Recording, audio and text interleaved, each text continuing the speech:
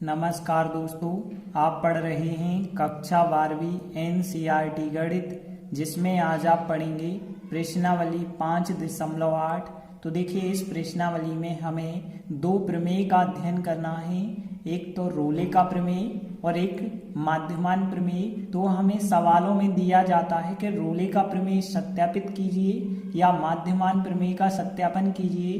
तो कैसे हम सत्यापन करते हैं यह समझेंगे और उसके बाद उदाहरण करेंगे। तो देखिए, रोले का प्रमेय या माध्यमान प्रमेय जब भी हमें सत्यापित करने के लिए कहा जाता है तो सबसे पहले तो आपके पास एक फलन दिया जाता है। जो फलन होता है या तो वो y के बराबर हो सकता है या fx के बराबर हो सकता है।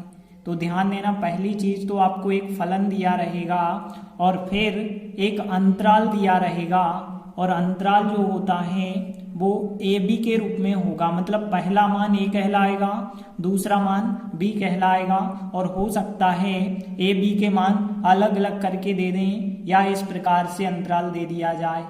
तो आपको ध्यान देना है, फलन दिया गया है और अंतराल दिया गया है। तो सबसे पहले तो आपको फलन का अवकलन करके देखना है। इसके बाद हम कुछ नियम आपको बताने वाले हैं, उन नियम के द्वारा सत्यापन करेंगे। तो देखिए, पहला नियम क्या है, जो हमें फलन दिया है उस अंतराल पे सतत होना चाहिए, या सतत को संतत भी हम कह सकते हैं। तो पहले तो आपको चेक करना है जो आपको फलन दिया गया है, क्या वो फलन उस अंतराल पर सतत है, और फलन जो है उसी अंतराल में अवकलनीय भी होना चाहिए। लेकिन ध्यान रखना, जब हम अवकलनीय की बात करेंगे तो यहाँ पे छोटे कोष्टक आपको बनाने होंगे।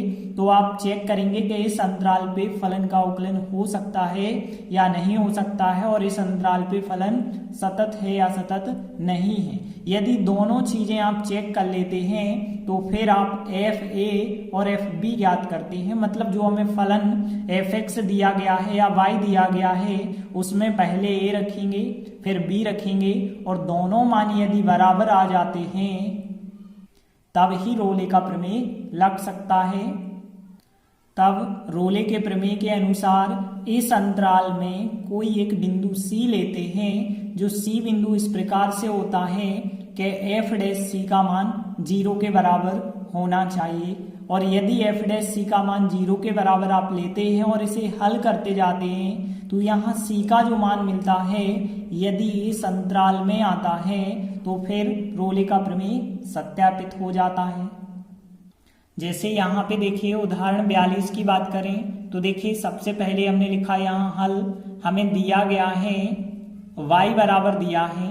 तो देखिए, जो y बराबर है उसे हम एफ एक्स भी कह सकते हैं। तो देखिए, y बराबर क्या है, x वर्ग प्लस 2 है, और a का मान हमारे पास -2 है और b का मान +2 है।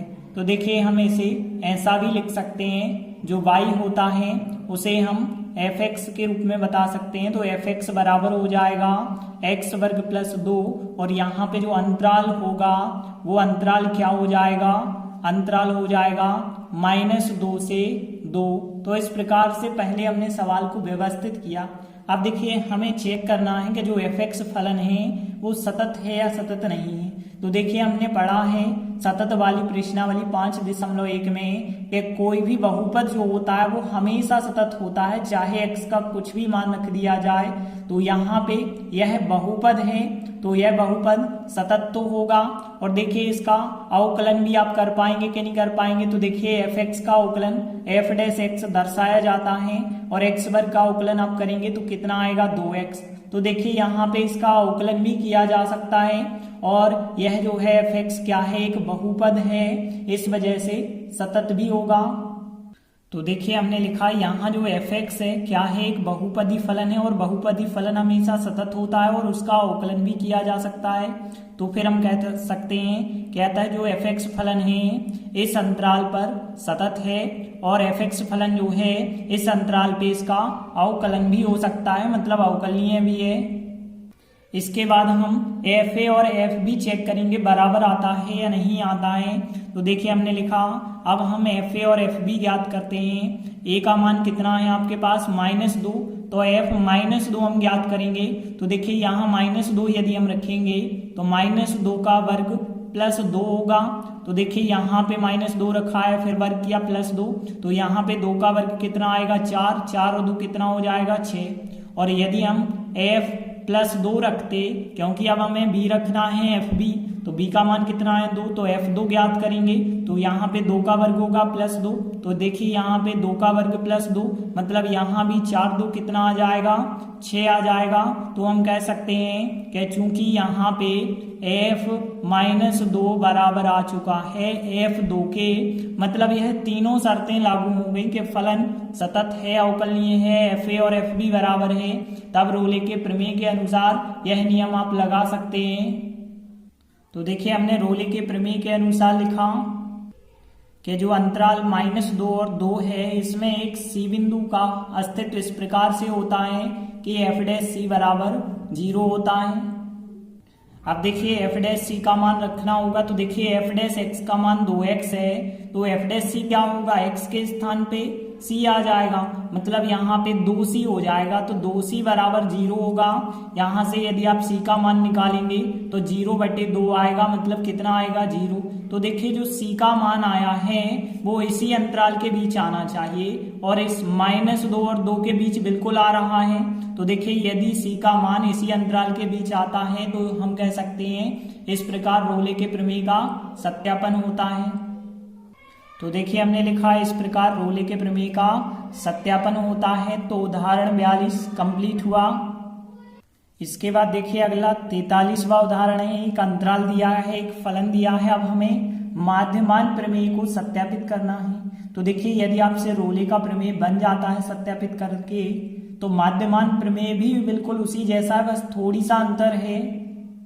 तो देखिए रोले के प्रमेय में क्या होता है, फलन अंतराल ए बी में सतत होना चाहिए। यहाँ भी बिल्कुल यही बात, इसमें फलन जो है अंतराल ए बी में अवकलनीय होना चाहिए। यहाँ भी बिल्कुल यही बात, यहाँ एफ ए एफ बी बराबर होते हैं लेकिन यहाँ बराबर नहीं आएंगे, और यदि बराबर नहीं आते हैं तब लगाते हैं हम माध्यमान प्रमेय। और माध्यमान प्रमेय के अनुसार इस अंतराल के बीच में एक सी बिंदु इस प्रकार से होता है कि f' बराबर यहाँ 0 होता था, लेकिन यहाँ fb माइनस एफ ए बटे b माइनस ए होता है। तो देखिए यहाँ पे दिया है हमें fx बराबर x वर्ग और अंतराल दिया है 2 4। अब ध्यान देना अवकलन यदि हम करेंगे तो f' कितना हो जाएगा, x वर्ग का अवकलन किया गया है तो कितना होगा 2x हो जाएगा। अब ध्यान देना यहाँ पे जो fx फलन है, x वर्ग क्या है, एक बहुपद है, और पता है आपको कि बहुपद जो फलन होता है वो सतत भी होता है, अवकलनीय भी होता है। तो देखिए यहाँ fx क्या है, एक बहुपदी फलन है, इसलिए जो fx फलन होगा इस अंतराल पे सतत भी होगा और इस अंतराल पे अवकलनीय भी होगा।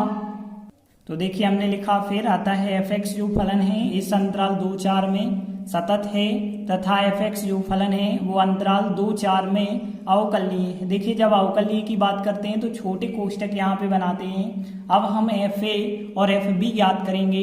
तो देखिए fa कैसे ज्ञात करेंगे, a का मान 2 होगा, b का मान 4 होगा। तो देखिए अब हम f2 ज्ञात करेंगे और f4 ज्ञात करेंगे। तो देखिए f2 कैसे ज्ञात करना, जो फलन है उसमें 2 रखेंगे, तो देखिए 2 रखेंगे तो 2 का वर्ग आएगा यहाँ पे 4, और यदि आप f4 ज्ञात करोगे तो यहाँ 4 का वर्ग हो जाएगा। 4 का वर्ग कितना हो जाता है, 16 हो जाता है। तो देखिए यहाँ पे दोनों बराबर नहीं आ रहे हैं, तो हमने फिर यहाँ पे लिखा कि चूंकि f2 और f4 बराबर नहीं है इसलिए यहाँ पे लगा सकते हैं हम माध्यमान प्रमेय। तो माध्यमान प्रमेय के अनुसार पहले तो हमें इस अंतराल में एक सी बिंदु लेना होगा। तो देखिए हम क्या लिखेंगे, तब माध्यमान प्रमेय के अनुसार जो अंतराल 2 4 था उसमें एक सी बिंदु इस प्रकार से होगा जहां पे f' बराबर fb माइनस एफ ए बटे b माइनस ए होगा। अब देखिए यहाँ पे यदि मान रखेंगे तो f' क्या होगा, देखिए जब f' का मान 2x है तो f' का मान फिर कितना हो जाएगा, यहाँ पे 2c हो जाएगा, क्योंकि आप यहीं पे तो x के स्थान पे c रख देंगे। देखिए fb का मान क्या है, fa का मान 4 है, fb का मान 16 है। तो देखिए यहाँ पे रखा हमने 16 माइनस 4, और बी और ए के मान क्या हैं, ए और बी के मान जो है 2 और 4 हैं, तो बी का मान है यहाँ पे 4 और ए का मान कितना है 2 है।